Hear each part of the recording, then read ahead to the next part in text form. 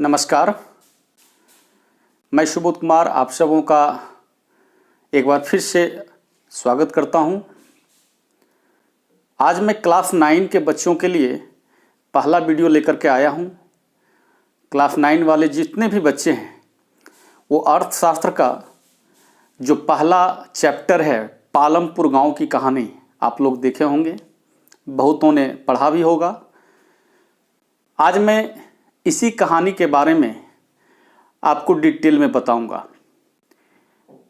इस कहानी के बारे में मैं कुछ आपसे बात करूं, कुछ बताऊं, इससे पहले गांव को थोड़ा समझना होगा।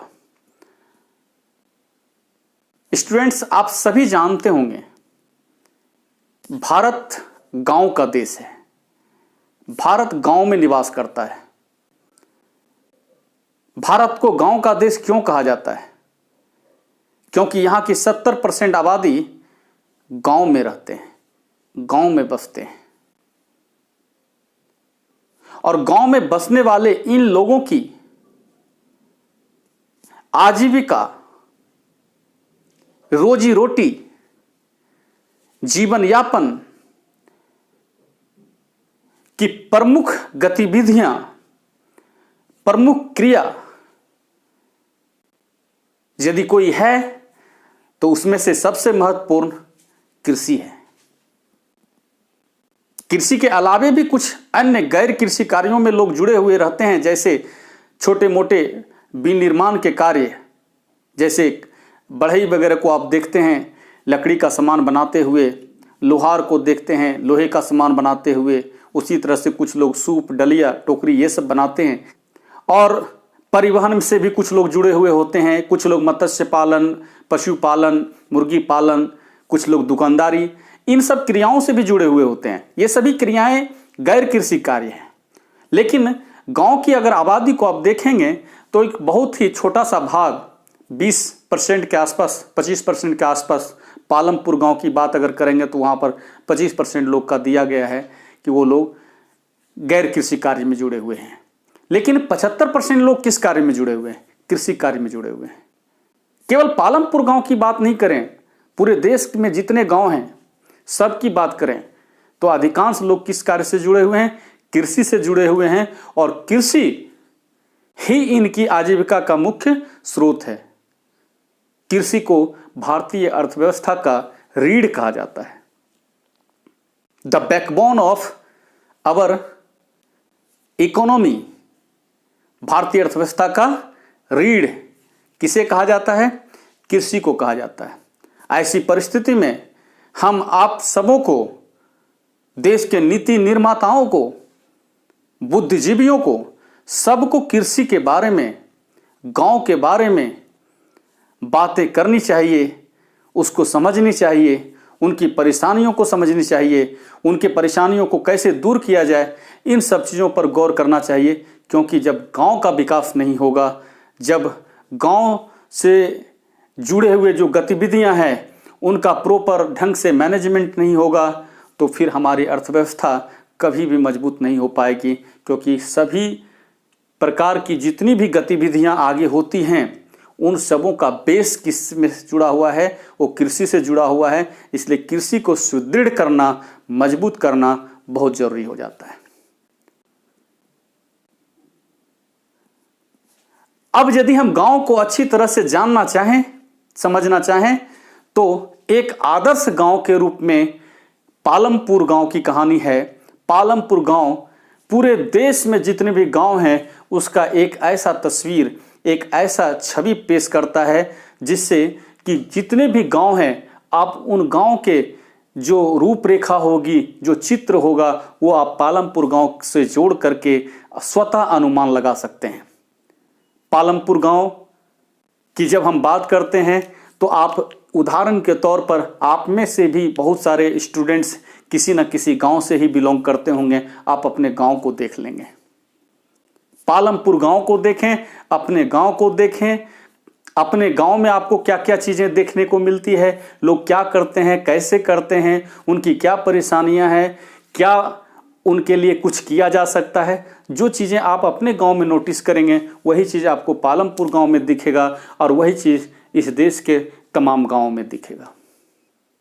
इसलिए पालमपुर गांव को समझने से पहले, भारत के अन्य गांवों को समझने से पहले आप एक बार अपने गांव का अवलोकन करें। आपको पता चल जाएगा गांव होता क्या है, गांव में क्या क्या चीज़ अवेलेबल होता है, गांव के लोग कैसे जीते हैं, गांव के लोगों के आजीविका का मुख्य साधन क्या है, गांव में कितने वर्ग के लोग होते हैं। इन सभी चीज़ों का आपको स्वतः आकलन होगा यदि आप गांव का आप सही ढंग से स्टडी करते हैं, अपने गांव का। अब मैं आता हूं पालमपुर गांव में। पालमपुर गांव जहां की आबादी 450 परिवारों की है और इन 450 परिवारों में 1/3 लोग SC और ST से बिलोंग करते हैं, यानी दलित हैं और अनुसूचित जनजाति के हैं। एक चीज़, अगर आपको अनुसूचित जाति और अनुसूचित जनजाति की वास्तविक स्थिति को समझना होगा तो आप अपने गांव, आपके आसपास के गांव में जो लोग हरिजन लोग होते हैं, जो अनुसूचित जनजाति के लोग यानी आदिवासी लोग होते हैं, उनको आप समझें, उनको देखें तो आपको पालमपुर गांव की स्थिति पता चल जाएगी। ये जो पालमपुर गांव है, यहाँ पर जो बताया गया है कि 150 परिवार ऐसे हैं। टोटल परिवार कितने हैं? 450। उसमें 150 परिवार ऐसे हैं जिनके पास भूमि नहीं है, खेती करने के लिए भूमि नहीं है। अब बताइए, गांव में रहने वाले का आजीविका का मुख्य स्रोत ही खेती है, कृषि है और भूमि ही नहीं है। भूमि का क्या इंपॉर्टेंस है हम आप सब समझ सकते हैं। खेती तो दूर की बात, दुनिया में कोई भी काम आप करना चाहेंगे, कोई चीज़ का उत्पादन करना चाहेंगे, आप उत्पादन के गतिविधि में शामिल होना चाहेंगे तो उसके लिए भूमि होना सबसे पहले जरूरी है। ये भूमि सबसे पहला साधन माना जाता है। दूसरा, भूमि के साथ श्रम चाहिए, यानी कि मजदूर चाहिए। तीसरा, पूंजी चाहिए और चौथा, एक साहसी होनी चाहिए, यानी कि उद्यमी, मालिक। और यहाँ पर 150 परिवार ऐसे हैं जिनके पास भूमि नहीं है, वो भूमिहीन है। बता सकते हैं आप कि उनकी स्थिति कैसी होगी। 240 परिवार ऐसे हैं जिनके पास 2 हेक्टेयर से कम भूमि है और 80 परिवार ऐसे हैं जिनके पास ज़्यादा भूमि है, यानी कि वो पूरे गांव की जितनी भूमि है उसका अधिकांश भाग किसके पास है? 80 परिवारों के पास है, यानी वो 80 परिवार उच्च वर्ग के कैटेगरी में आते हैं।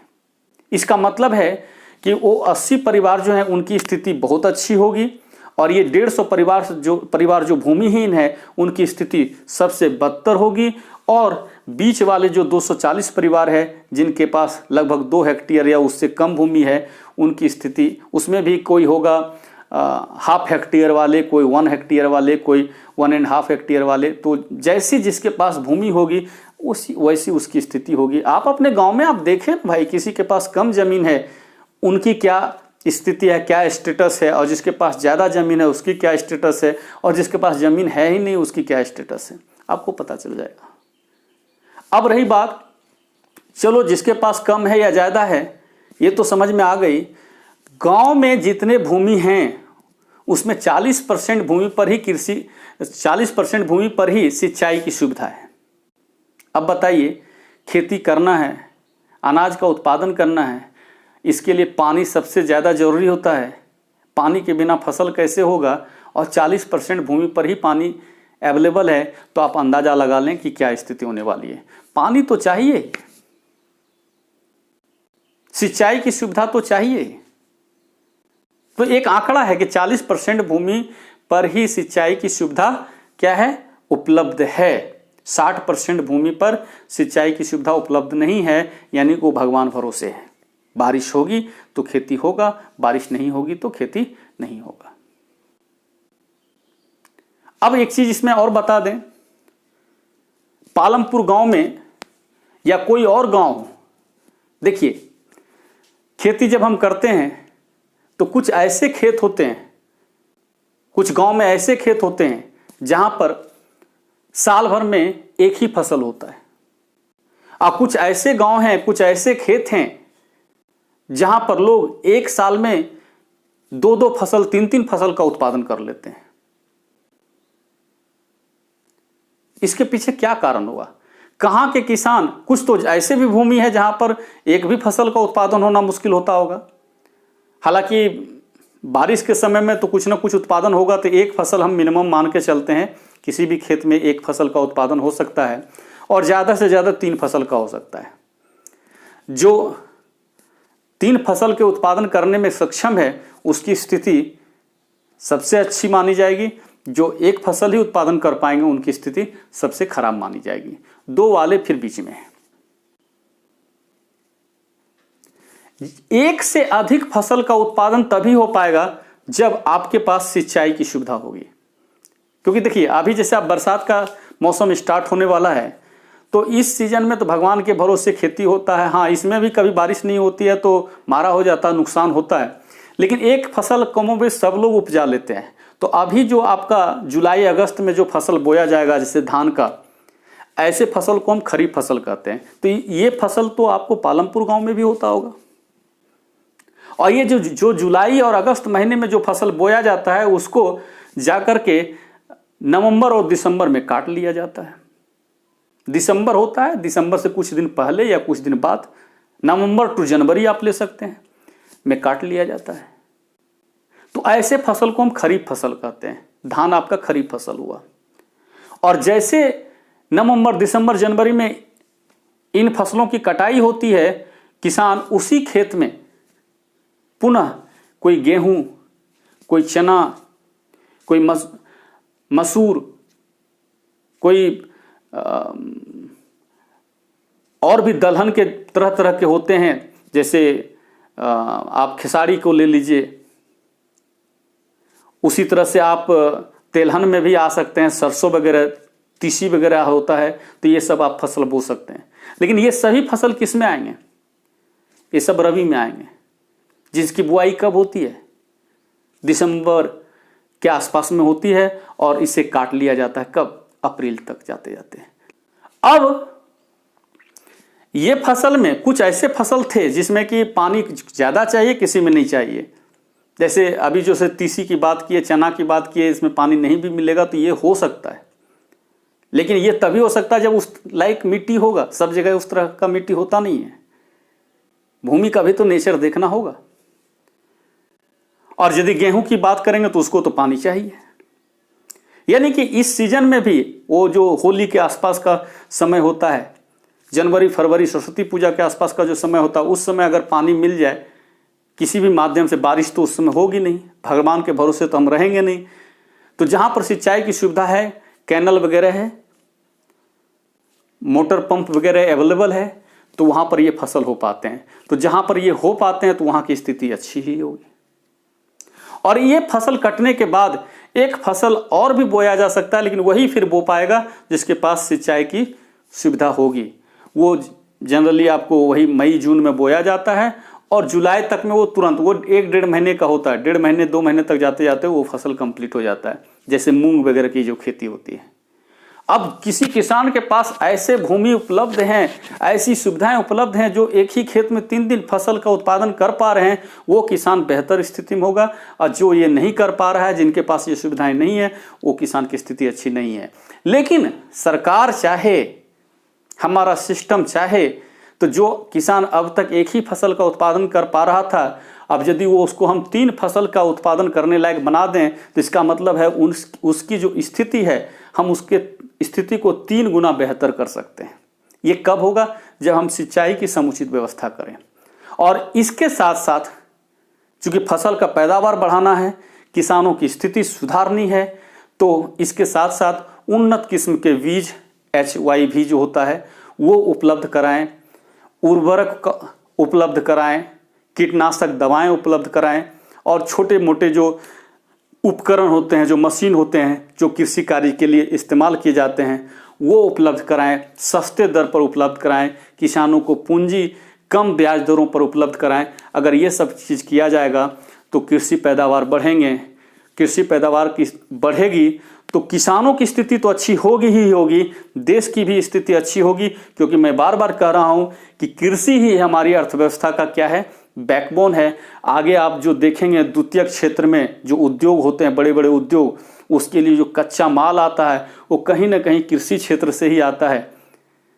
तो कहीं ना कहीं द्वितीयक क्षेत्र और तृतीय क्षेत्र तो आप जानते हैं, जो परिवहन वगैरह होता है, बैंकिंग वगैरह होता है, कम्युनिकेशन वगैरह होता है, तो वो सब तृतीय क्षेत्र में आता है। तो ये तृतीयक द्वितीयक जितने भी क्षेत्र हैं वो सब प्राथमिक क्षेत्र पर ही डिपेंडेंट हैं। और प्राथमिक क्षेत्र में कौन आता है? कृषि आता है। और एक चीज और है कि उसको कच्चा माल मिलेगा, और जो सर्विस सेक्टर वाले हैं उसको फायदा तो हो ही रहा है ट्रांसपोर्टेशन वगैरह में। फिर वो जो सेकेंडरी सेक्टर में जो माल तैयार होगा, प्रोडक्शन जो होगा, उसका फिर सेल आउट कहां होगा, उसको बेचा कहां जाएगा? भारत के बाजारों में। अब भारत के बाजारों की जब बात करेंगे तो अभी हम बताएं कि 70% लोग गांव में रहते हैं, तो ज्यादा लोग गांव में रहते हैं, तो गांव की स्थिति जब अच्छी होगी, उनकी इनकम बढ़ेगी, तो वो ज्यादा परचेजिंग करेंगे ना, उनकी परचेजिंग पावर बढ़ेगी ना। तो इससे क्या होगा कि हमारे उद्योग क्षेत्र, हमारे सेवा क्षेत्र, इनकी भी ग्रोथ होगी। इसलिए तो कह रहे हैं बार बार कि कृषि जो होता है वो किसी भी अर्थव्यवस्था का क्या होता है? बैकबोन होता है। तो ये पालमपुर गांव में भी इस चीज के बारे में जिक्र किया गया है, जहां पर किसान एक से अधिक फसल का उत्पादन कर सकते हैं, या एक से अधिक फसल का उत्पादन करना वो क्या कहलाता है? बहुफसल विधि प्रणाली कहलाता है। एक चीज और इसमें आप जिक्र करें कि जैसे फसल का उत्पादन हुआ तो वो फसल बेचता भी है, कैसे बेचेगा? तो फिर कुछ लोग परिवहन से भी जुड़े हुए हैं, बोले कुछ लोग दुकान भी चलाते हैं। तो जैसे परिवहन से जुड़े हुए हैं तो हम ऑटो के माध्यम से, बैलगाड़ी के माध्यम से, पहले बैलगाड़ी हुआ करता था, अब तो ठेला वगैरह होगा, तो इन सब के माध्यम से उसको हम आसपास के छोटे मोटे बाजार या गांव में हटिया लगता है, वहां जाकर के हम बेच सकते हैं, और वहां हम अपनी ज़रूरत की चीज़ों को खरीद सकते हैं, अपनी आवश्यकता पूरी कर लिए। तो ये पालमपुर गांव में भी है। गांव में स्वाभाविक है स्कूल होनी चाहिए, तो पालमपुर गांव में भी स्कूल है, एक हाई स्कूल है, 2 प्राइमरी स्कूल है। गांव में स्वास्थ्य सुविधाएं भी होनी चाहिए, तो पालमपुर गांव में एक स्वास्थ्य केंद्र है, सरकारी है, एक निजी स्वास्थ्य केंद्र है। तो इस तरह से जब हम देखते हैं कि स्कूल भी है, प्राइमरी लेवल का, सेकेंडरी लेवल का स्वास्थ्य केंद्र है, तो मिला जुला करके हम नोटिस कर सकते हैं कि ये गांव एक अच्छे गांव की कैटेगरी में आएगा।